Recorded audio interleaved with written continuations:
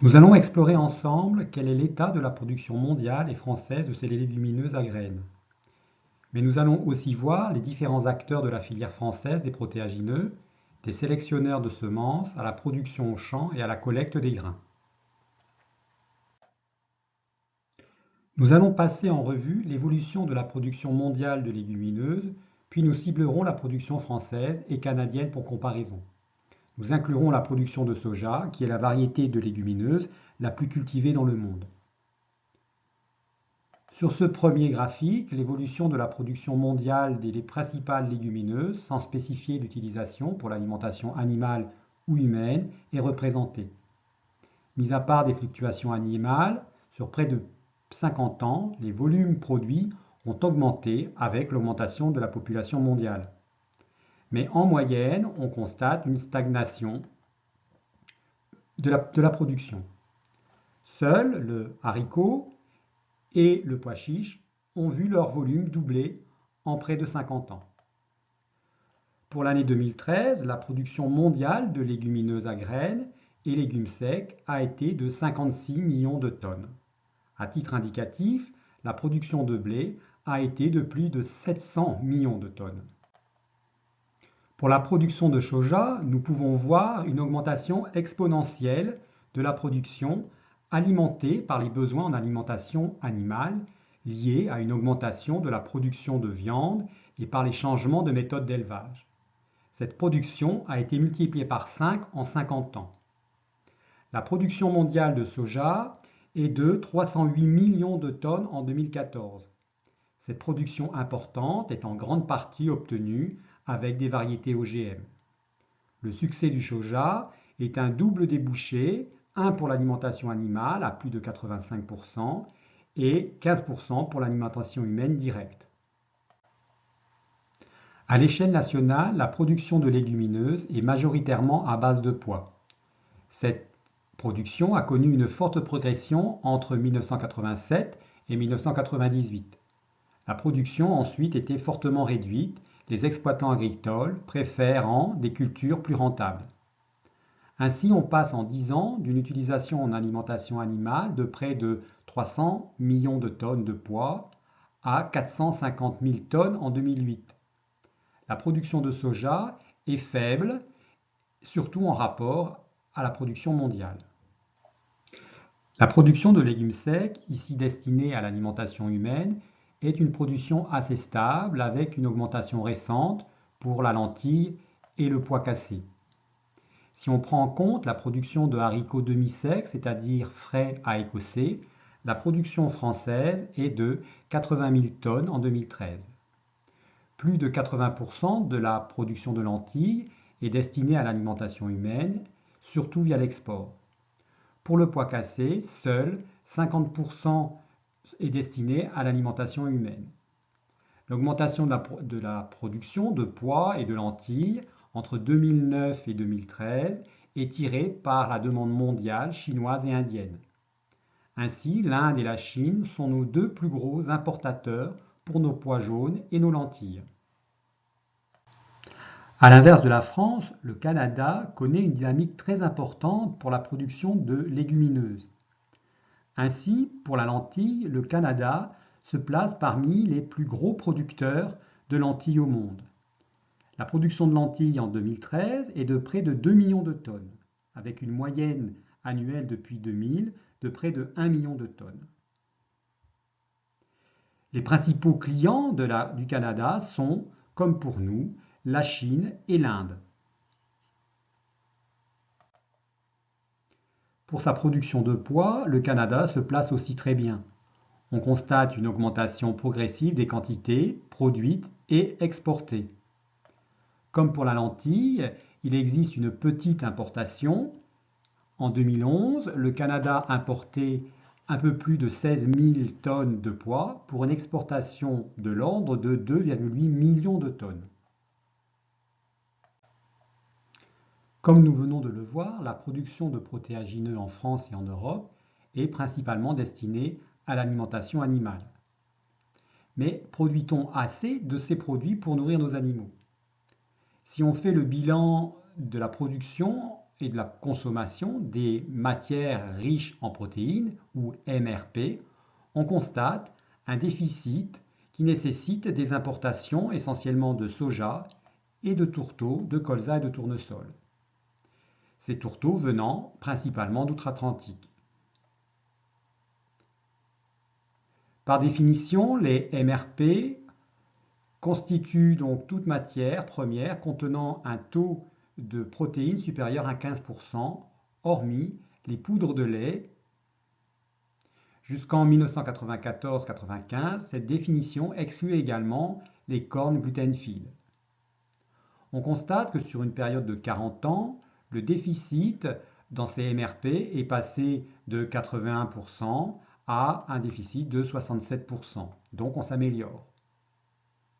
Pour être tout à fait juste, l'autosuffisance réelle en protéines pour les rations en alimentation animale est plus élevée.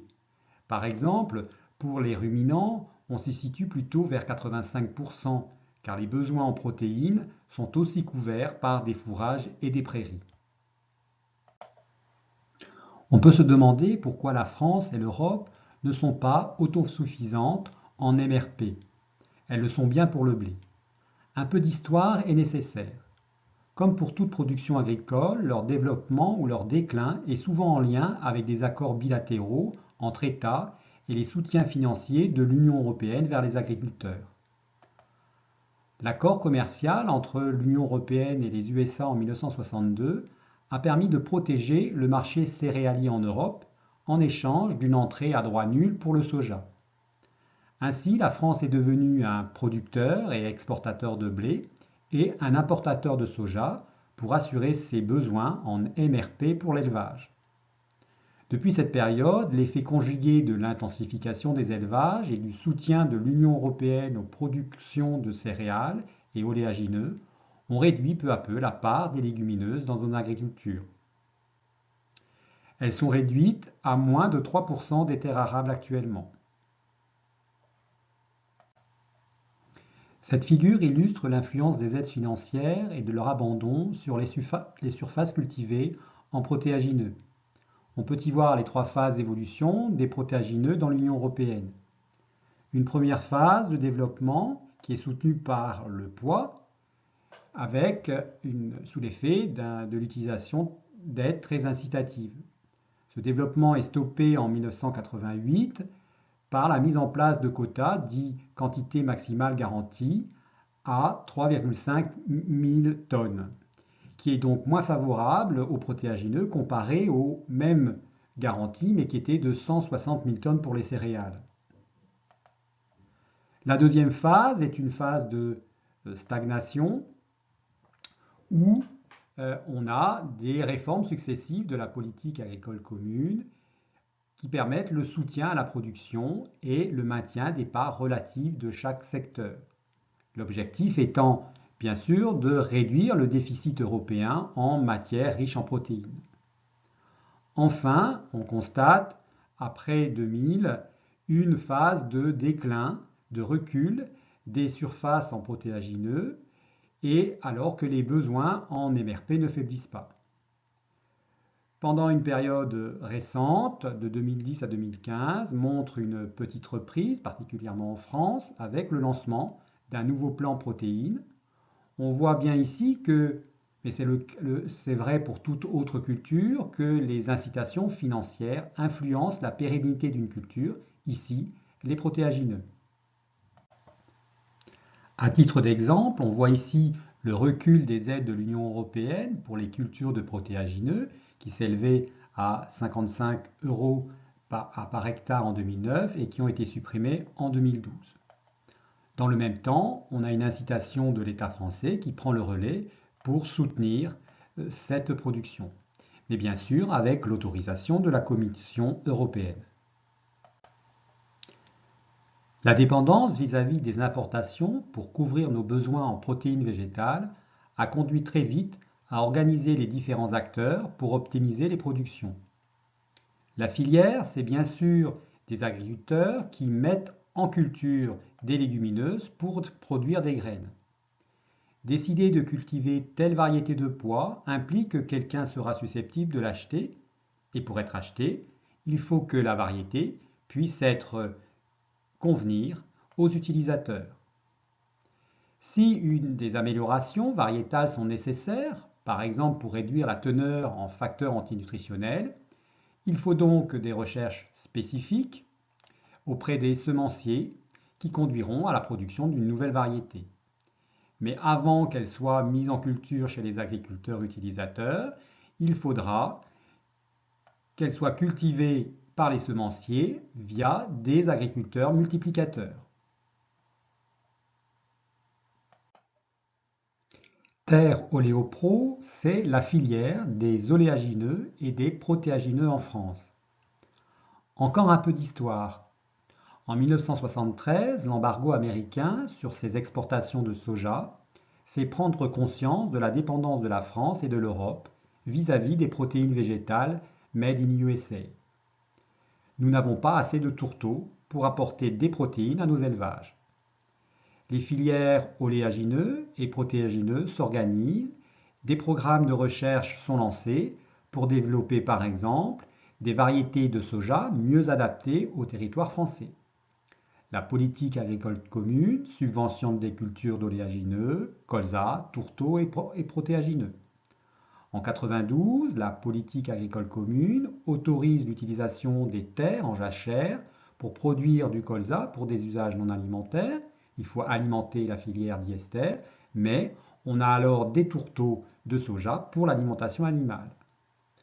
En 2015, c'est le regroupement sous la même bannière des filières oléagineux et protéagineux sous le nom Terre Oléopro.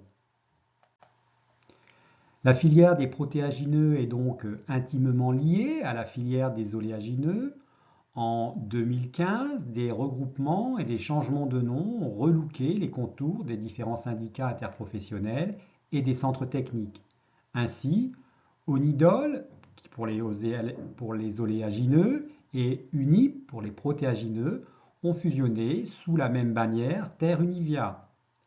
Le centre technique des oléagineux, qui depuis 1957 s'appelait le CETOM, et le centre technique de l'UNIP changent aussi de nom pour devenir Terre Innovia.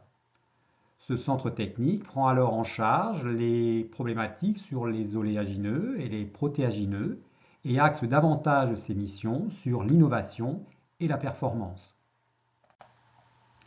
La filière, c'est donc 5 grands partenaires. Le premier, le FOF, est la Fédération française des producteurs, des agriculteurs donc, qui produisent les oléagineux et les protéagineux, qui sont au nombre de 100 000. L'interprofession unifiée autour de Terre Univia, je vous invite d'ailleurs à consulter son site web, très bien fait.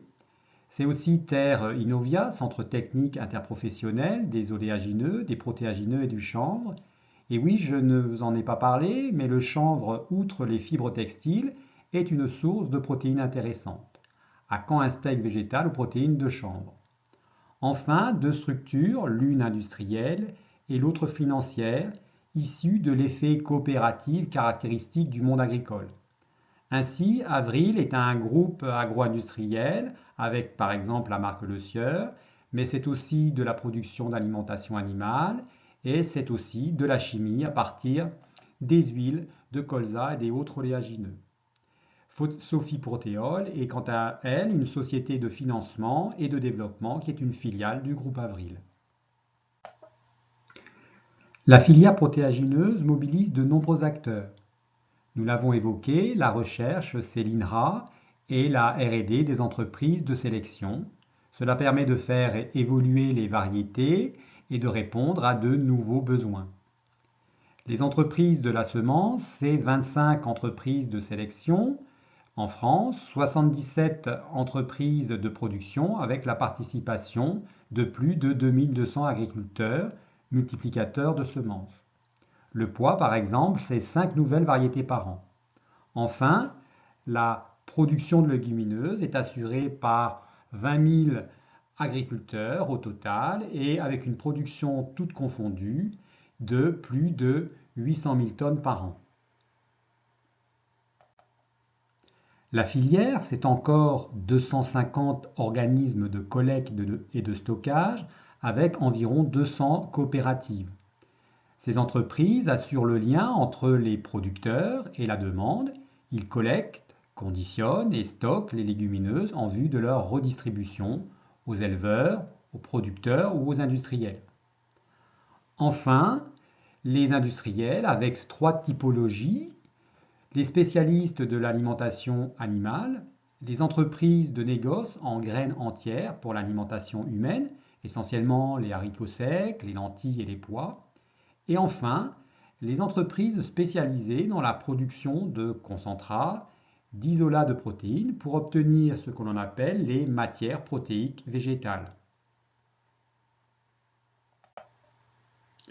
En conclusion, on peut dire que la filière Oléopro est réorganisée pour répondre aux défis à l'horizon 2020 pour accroître les productions de légumineuses en France.